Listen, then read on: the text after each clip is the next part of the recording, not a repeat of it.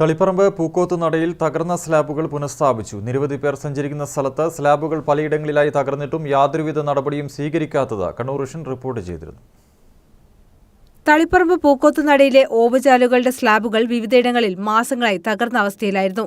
വളരെ തിരക്കേറിയ സ്ഥലത്ത് ഇത്തരത്തിൽ സ്ലാബുകൾ തകർന്നത് കാൽനടയാത്രക്കാർക്ക് വലിയ ഭീഷണിയാണ് ഉയർത്തിയിരുന്നത്. രാത്രികാലങ്ങളിൽ യാത്രക്കാർ ഓവുചാലുകളിൽ വീണ് പരിക്കേൽക്കുന്നത് പതിവായിരുന്നു. ഓവുചാലുകളുടെ അറ്റകുറ്റപ്പണിയുടെ ചുമതല ദേശീയപാത അതോറിറ്റിക്കാണ്. എന്നാൽ നിരവധി തവണ ഇത് സംബന്ധിച്ച് അതോറിറ്റിക്ക് പരാതി നൽകിയെങ്കിലും യാതൊരു നടപടിയും സ്വീകരിച്ചിരുന്നില്ല. ഇത് സംബന്ധിച്ച വാർത്ത കണ്ണൂർ വിഷൻ റിപ്പോർട്ട് ചെയ്തിരുന്നു. തുടർന്നാണ് അധികൃതർ സ്ലാബ് മാറ്റി സ്ഥാപിക്കാനുള്ള നടപടി ആരംഭിച്ചത്. ജനങ്ങളുടെ സുരക്ഷ കണക്കിലെടുത്ത് ദേശീയപാത അധികൃതർ സ്ലാബ് മാറ്റി സ്ഥാപിച്ചതിൽ നാട്ടുകാരും തൃപ്തരാണ്. കഴിഞ്ഞ ദിവസം അധികൃതരുടെ ശ്രദ്ധയിൽപ്പെടുത്തുകയും ഈ കാര്യം അറിഞ്ഞ ഉടനെ നാഷണൽ ഹൈവേ വിഭാഗം